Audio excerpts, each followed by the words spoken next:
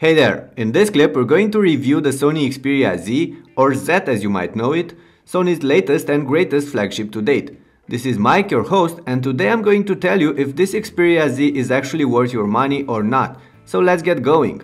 First though, let's have a look at what's inside the box.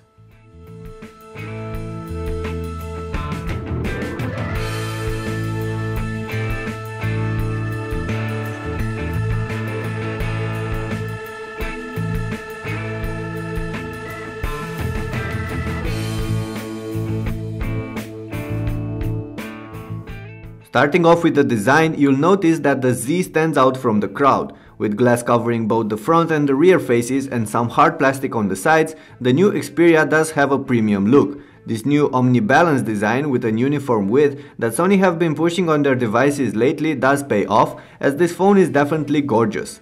It plays nice in hand too, despite having a large 5-inch screen, and that's mainly because it's only 7.9mm thick and weighs just under 150 grams, which is pretty good for a phone that large.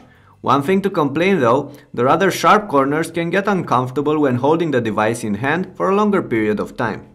Anyway, let's have a more detailed look at this phone. The screen covers most of the front face and also integrates the classic Android buttons. This means that they will rotate with the screen and disappear completely based on the app you're using, and that's something I wish I'd see on more Android handsets. Below the screen there's only a microphone grill, while on top there's a similar cut for the speaker. That one is surrounded by a 2.2 megapixel front-facing camera, some sensors and a small but visible notification LED. Flipping the phone upside down, you'll see glass completely covering the rear face of the Z as well, with perforations for the camera, flash and a small secondary microphone. Sony claims that their coating, called Dragon Trail glass, is extra tough, but I still fear of what might happen if I drop the Z, especially since the back is quite slippery, and it's also a fingerprint magnet, at least on the black version we have here, but that's another story. Having a quick look around the edges of the Xperia Z, you'll only spot two buttons and no ports. There's a gorgeous looking power button that sits exactly where the thumb is when holding the phone in your right hand, and a slimmer volume rocker, both made from machined aluminum. Besides this, there's a docking connector on the left and the speaker grill on the lower right edge, which unfortunately can be too easily muffled with your palm, as you can see here.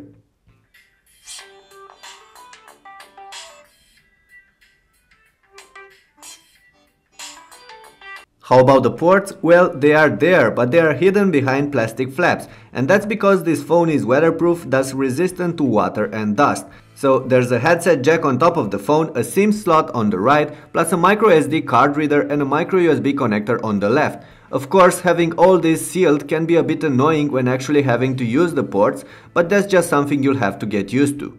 My only concern is that in time the flaps might wear off and eventually break. That's why if I were to buy a Z, I'd probably use Sony's charging dock and a wireless or Bluetooth headset for listening to music.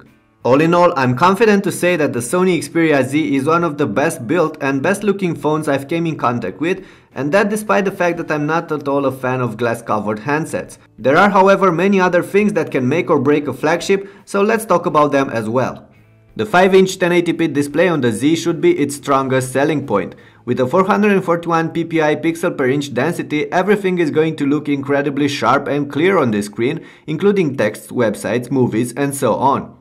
Sony uses an LCD panel on the Z, and it's a fairly good one, with decent brightness and contrast levels, plus natural looking colors. There's also this technology called Sony Bravia Engine 2 that tends to emphasize colors and contrast when dealing with multimedia content, and I have to admit, watching movies on the Xperia Z is an absolute delight.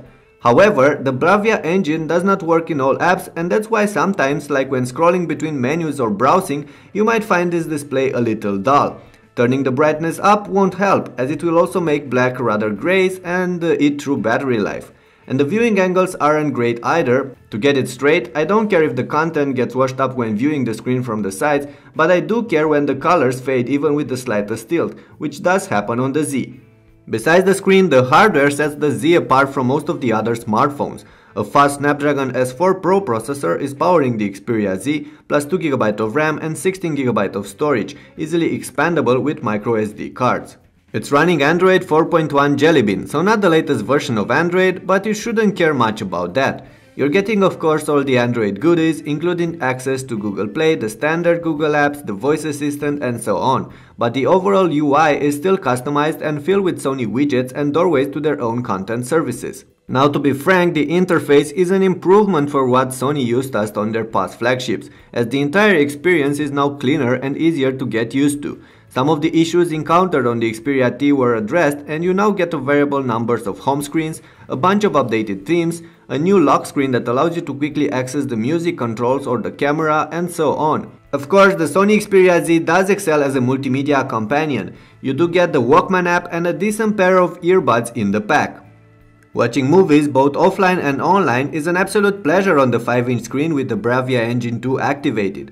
And so is playing games, browsing, listening to music, reading books and all the other daily activities you can check out in the next part of our review.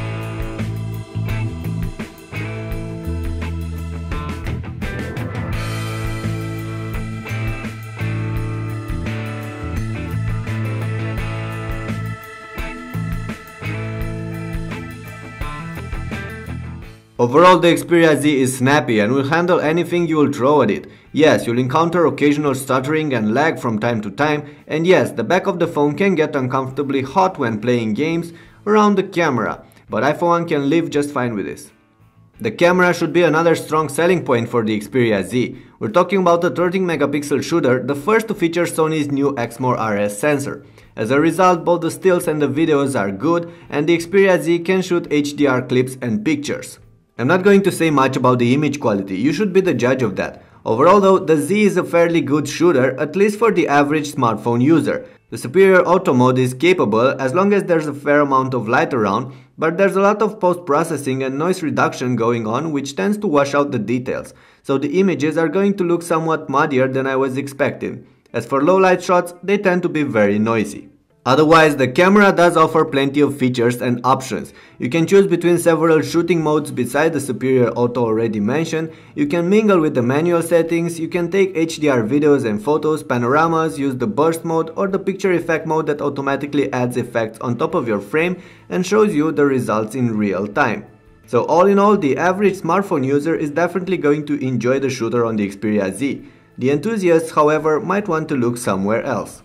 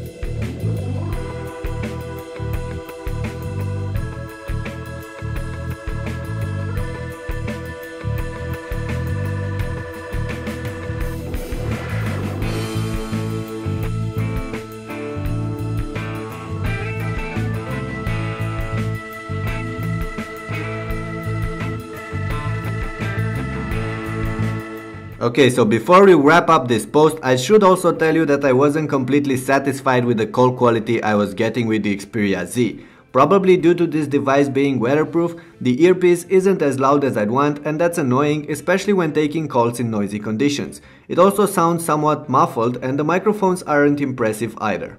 And then comes the battery life. There's a 2330 mAh battery inside the Xperia Z, so it's not a small one, but it just seems not enough for this phone. With fairly light use, the Z will easily get you through the day. With medium and heavy use though, you'll only get about 6 to 8 hours of life each charge.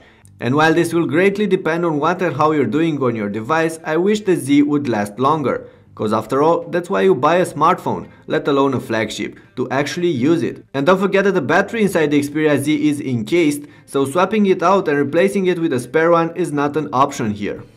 As a side note, Sony does offer this stamina mode that's meant to prolong battery life. It allows you to whitelist certain applications that will be active in standby while the others are put to sleep.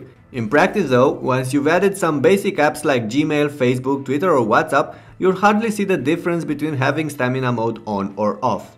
So in the end, I do have mixed feelings about the Sony Xperia Z. On one hand, this is clearly the best Sony handset to date. It looks great, it's sturdy, it has a nice Full HD screen, a good camera and is powerful and snappy. But on the other, it's not without flaws, as it won't last long on a charge and the screen and camera are only good, not impressive, as they should be on a flagship that needs to catch up to its more famous competitors. If you're a die-hard Sony fan, you might not care much about this. Otherwise, I do feel that besides the waterproofing and the looks, there's no wow factor surrounding the Xperia Z. Don't get me wrong, this is a good phone, a great one actually, but in order to outmatch its future rivals like the HTC One or the Samsung Galaxy S4 these days, I do believe several wows are needed, or at least a lower price tag. And with that in mind, it's time to end our review. Let me know what do you guys think about the Sony Xperia Z in the comments down below. I'd love to know what do you like best about the smartphone and what do you think about its shortcomings. So go down there and leave those replies. And before you go, don't forget to leave a thumbs up on this clip and subscribe to the channel. I'll have some other videos with the Sony Xperia Z coming in the next days, so stay tuned. Cheers!